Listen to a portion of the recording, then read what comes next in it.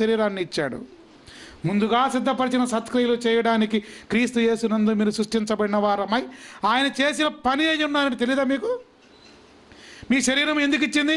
మీ దేహము జారత్వం నిమిత్తము కాదు, దుర్నీతిని సాధనముగా వాడకుడి, దేవుని సాధనములుగా వాడుడి. దేహాన్ని ఇచ్చిన పర్పసే అందుకు.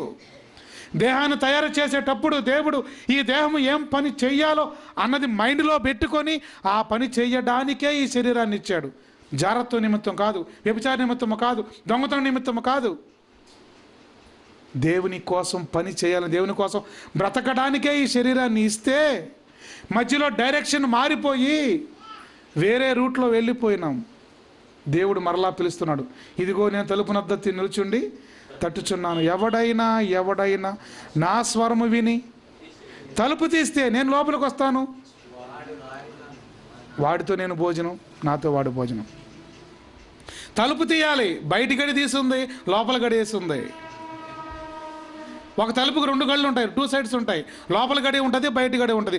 బయటి గడి ఆల్రెడీ యేసు ప్రభు తీసేశాడు. ఇక లోపల ఉన్న నువ్వే నీ లోపల గడి తీయాలి.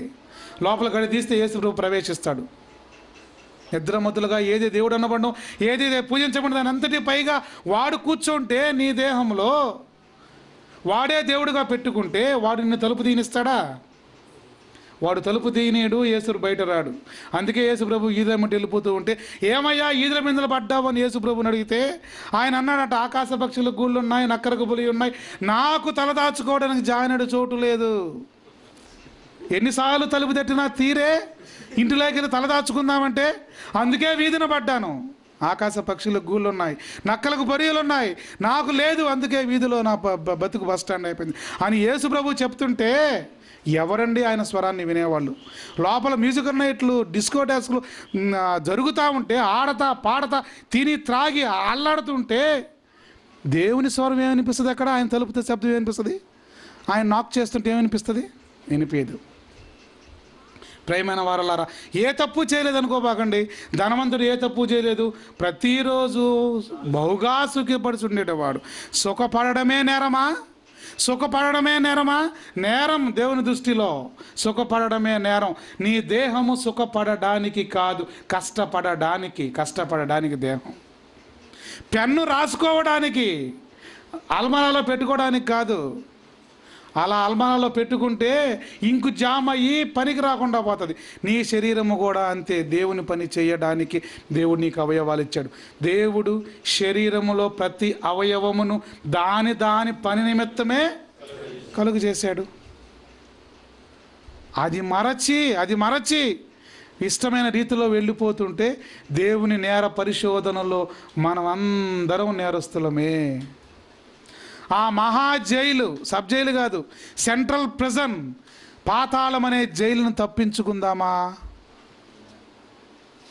లేక అక్కడికి వెళ్ళిపోదామా? మనమే నిర్ణయించుకోవాలి.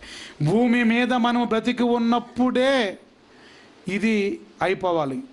ఒకవేళ భూమిని దాటేమో చనిపోయేమో ఇక నీకు మారు మనసుకు అవకాశం లేదు. నీ మనసును మార్చుకోవడానికి అవకాశం లేదు. దీపం ఉండగానే ఇల్లు చక్క పెట్టుకోమన్నారు పెద్దలు.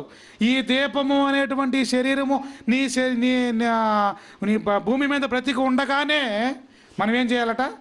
మారు మనసు పొంది పాపక్షమాపణ బాప్తిసం తీసుకొని దేవుని కోసం బ్రతికి రూపాంతరం చెంది నేరస్తులుగా కాకుండా పరిశుద్ధులుగా, నిర్దోషులుగా దేవుడు కోరుకున్న ఆ యొక్క సిస్టమ్ని మనము తీసుకుని పరలోకానికి వెళ్ళాలి. దేవుడు కోరుకుంది అదే, పరిశుద్ధత, నిర్దోషత్వాన్ని. 60-70 సంవత్సరాల్లో నీవు సంపాదించుకొని పరలోకానికి వచ్చాయి. అక్కడ నీకు యుగాలు సంతోషంగా హ్యాపీగా ఉండొచ్చు అని దేవుడు మనకు సెలవిచ్చాడు.